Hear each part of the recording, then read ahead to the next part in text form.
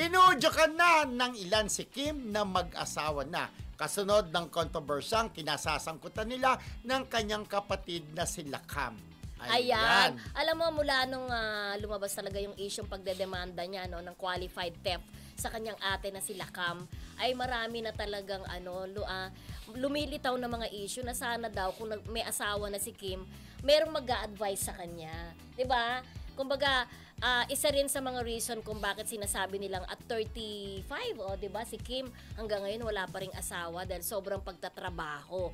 Pero ang sinasabi nila, kung may asawa daw si Kim, may isang magga-guide sa kanya kumbaga, yung asawa niya na at saka siya ang ano ba 'to tawag doon? Magma-manage nung kanilang finances. Kasi pero, iba na yun pag may asawa ka na, di ba? Pero ako naniniwala na kahit papano, nagbibigay din ng mga advices itong si Paulo kay Kim. Siguro baka posible na hindi naman sa inaano ko yung ate mo nga yan. Pero di ba, pero yung pinaghirapan mo, pwedeng ganun din dahil kahit hindi pa mag-asawa. Pero ito nga ang nakakatuwa nga kay Paulo, friendship na parang may nabasa ako na si Paulo doon sa kinakaharap na laban ngayon o yung pinagdaraanan ni Kimi ay hindi daw muna siya tatanggap ng any projects just to be with Kimi. Na gusto niya nandito siya sa tabi. Kung baga talaga yung all out o moral support niya nandun sa Chinita princess ng kanyang buhay. Hindi daw muna siya tatanggap ng trabaho, out of town man o kung ano man, di ba? So nakaka-touch yun, di ba? Nakakatuwa na ganun niya pinapakita yung pagmamahal niya sa kanyang jowa dahil alam na natin mag-jowa na naman. Oo, kasi nakita ko sa lahat ng comment section, Kimi, you're not getting any younger. So, yung sinasabi natin, inuudyo ka na ng mga fans niya na mag-asawa siya kasi sinasabi nila na it's about time na magkaroon na siya ng katuwang. Correct. Diba? Sa mga problema na ganyan, kailangan din sa kakatulong daw niya sa pamilya niya. At kasi tinutulungan din niya, pinapaaral din niya yung mga pamangkin niya, di ba? Yung it's about time naman daw na siya ang bumuo ng sarili niyang pamilya. Yep. Kasi naibigay naman na daw niya sa mga kapatid niya at sa mga pamangkin niya yung mga karangyaan ba, yung ginhawa sa buhay. And it's about time. Ayan, nakaka-relate ako, di ba? And it's about time na isipin naman niya yung sarili niya na 35 na siya, kailangan talaga mag-asawa na rin siya. Okay, sa ganyang edad, dapat talaga may asawa na si Kim. At saka kung tutusin, si Kim ay mentally, physically, emotionally, ano ba yung kasunod ng English nun? Stable. Stable. Kumbaga, lahat kayang-kaya na ni Kim, kahit maging granding kanyang kasal with Paulo, dapat tama ka, isipin ng kanyang sarili, dapat sa ganyang edad, meron na siyang mga anak, di ba? Meron, kasal na sila ni Paulo, talagang inunahan ko, kasal na sila ni Paulo. Possible na hindi na yung kapatid niya ang mahawak ng kanyang businesses kasi meron ng consideration dun sa better half mo di ba? Correct. Kumbaga pag may asawa ng isang tao, una muna talagang hihinga ng advice, una muna talagang kukonsultahin yung asawa mo. Diba? Sa mga desisyon.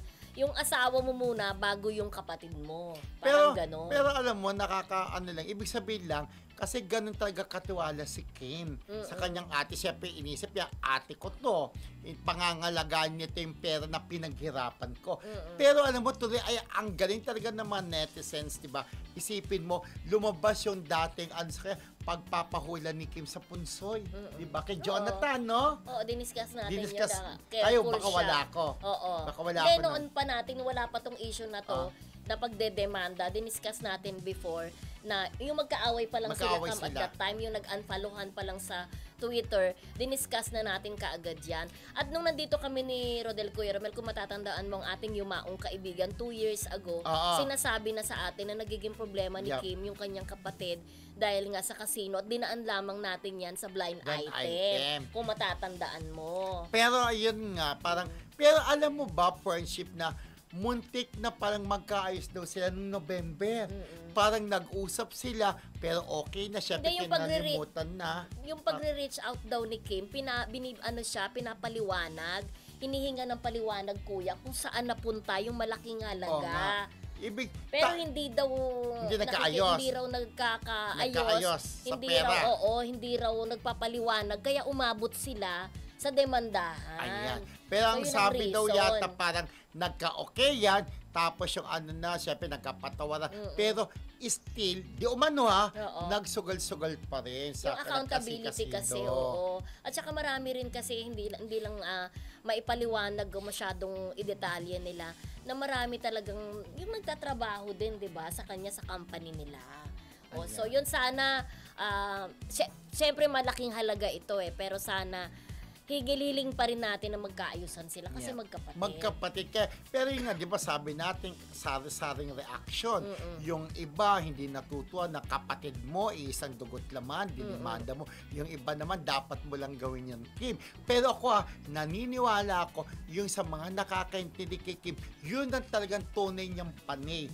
Na dapat igalang, irespeto kung ano man ang naging desisyon ni Kimi.